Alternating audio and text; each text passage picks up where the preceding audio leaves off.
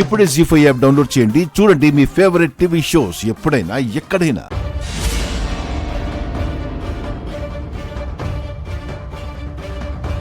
మొన్న లీలాకృష్ణ ఇంటి అమ్మాయి నా వెనకాల పడితే గత్యంతరం లేక వాడి గురించి నిజాలని చెప్పేశాను. నేను అమ్మాయికి నిజం చెప్పిన విషయం తెలియకపోతేనే డబ్బులు ఇస్తాడు, లేదంటే ఎలాగో మా ఇంట్లో వాళ్ళకి చెప్పావు కదా, నీ చేతికి రూపాయి కూడా ఇవ్వనంటాడు. ఒకసారి ఫోన్ చేసి విషయం ఏంటో కనుక్కుందాం.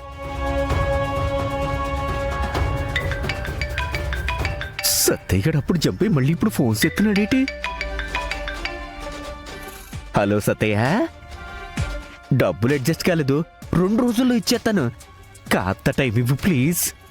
అమ్మయ్యా, ఆ అమ్మాయి నన్ను కలిసిన విషయం, నిజాలు తెలుసుకున్న విషయం వీడికి చెప్పినట్లేదు. అందుకే 2 రోజుల్లో డబ్బులు ఇస్తానంటున్నాడు. మనం కూడా ఏం తెలియనట్టుగా మేనేజ్ చేయాలి. చూడు లీలా, 2 రోజులంటే కష్టం, రేపటి దాకా ఆగుతా. రేపు కనుక డబ్బులు ఇవ్వలేదో నేరుగా మీ ఇంటికి వచ్చి మీ అత్తగారినే కలుస్తా. ఆ తర్వాత నీ ఇష్టం. అది కాదు సత్య, నేను చెప్పే. హలో హలో, రేపట్లోకి 25 లక్షలు అరేంజ్ చేయాలి. అంత డబ్బు నేను ఇప్పుడు యాడ్ నుంచి తీసుకురావాలి. అమ్మా,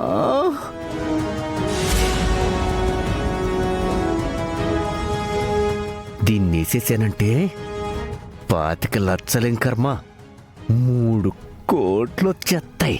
జీవితకాలం జాతర చేసేసుకోవచ్చు. ఎట్టకైనా సరే ఈరోజు దీన్ని లేపేయాలి. ఏతోటి ప్లాన్ చేసి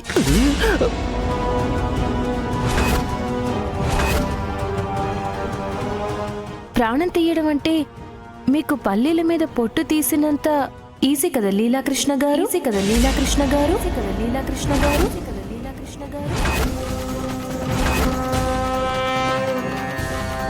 చీటి చింత మాట అనేసినది. కొంపతీసి నేను శుభప్రదను చంపడానికి ప్రయత్నిస్తున్నానని మైథిలికి తెలిసిపోనదా? ఏం మాట్లాడుతున్నా? నేను ప్రాణాలు తీటివేటి? ఏమీ తెలియని అమాయకుల్లా మాట్లాడకండి లీలాకృష్ణ గారు. మీరొక నిండు ప్రాణం తీశారు.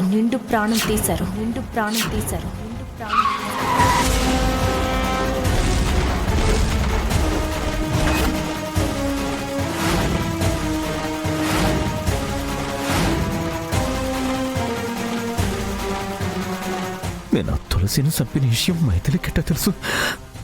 ఎవరు చెప్పారు? మీకు ఆడవాళ్ల పిచ్చి మాత్రమే ఉందనుకున్నాను. ప్రాణాలు తీసేంత దుర్మార్గులు అని ఇప్పుడే తెలుసుకున్నాను. ఏం మాట్లాడుతున్నావు? నేను ప్రాణాలు తీయడమేటి? నిజంగా మీరెవరిని చంపలేదా? నేనెవరిని చంపలేదు. చంపారు. సంపనేదు అని చెప్తున్నానా? మీరు చంపారు, నాకు తెలుసు.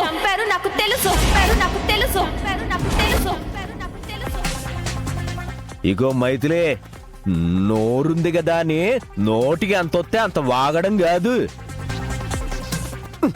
సరే, నేను చంపానంటున్నావు కదా, దానికి సాక్ష్యం ఏమన్నా ఉందా నీ దగ్గర? ఉంది లీలాకృష్ణ గారు.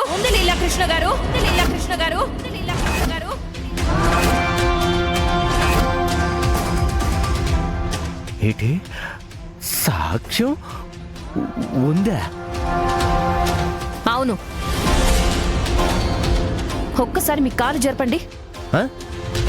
జరపండి.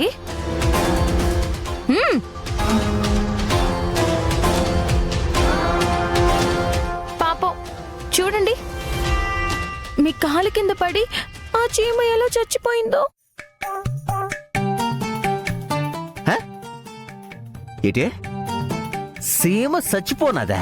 అవును లీలాకృష్ణ గారు.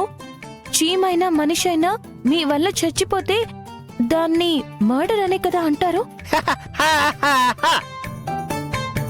చాలా పెద్ద జోకేసావు గాని నాకు అస్సలు నవ్వు రావట్లేదు. ఎల్లి పని చూసుకో. ఎలా? అలాగే లీలాకృష్ణ గారు. ఎల్లు.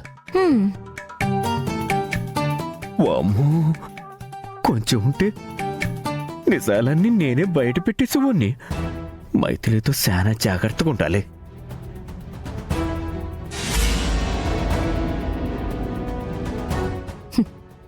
లీలాకృష్ణ గారు, మీరు గతంలో ఎవరిని చంపారో ఎందుకు చంపారో మొత్తం లాగుతాను.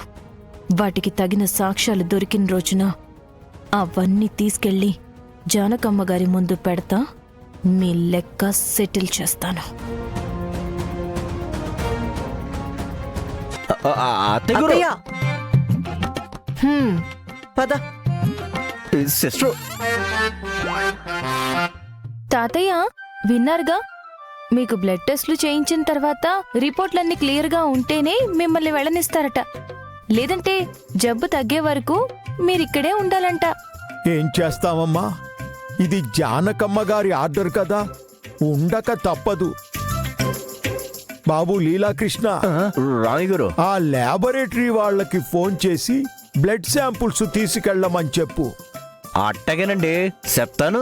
అదే చేత్తో ఆయన బ్యాగ్ తీసుకెళ్లి గదిలో పెట్టండి. నేనా? అవును, మీరే. వెళ్ళండి.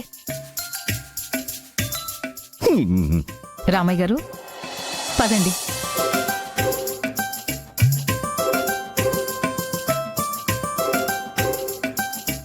ఇప్పటికిప్పుడు బంటిగాడు ఎలా వచ్చాడమ్మా? మైథిలి చెప్తే వచ్చాడమ్మా. అవునా? అయితే నువ్వు ఫోన్ చేసి పిలిపించావా? అవునమ్మా, తాతయ్యని ఆపాలన్నా ఆయన్ని ఇక్కడే కొంతకాలం ఉంచాలన్నా బంటిగాడు రావడమే కరెక్ట్ అనిపించింది. అందుకే ఇందాక బంటిగాడికి ఫోన్ చేశాను. నాకు ఆపాలనే ఉంది మైథిలి, కానీ ఆపలేని పరిస్థితి. ఒకసారి మీ ఫోన్ ఇవ్వండి.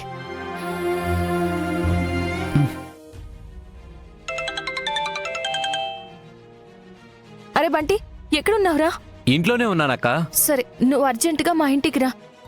అది కూడా కాజల్లాగా. ఆడ విషయంలోనా? మళ్ళీ ఎందుకక్క?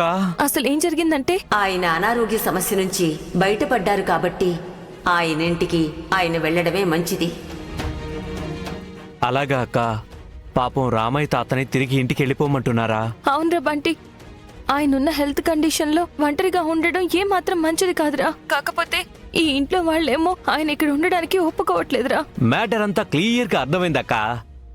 ఇప్పుడు నేను ఆడ విషయంలో వచ్చి రామయ్య తాతని వాళ్ళ ఇంటికి వెళ్లకుండా ఆపాలి.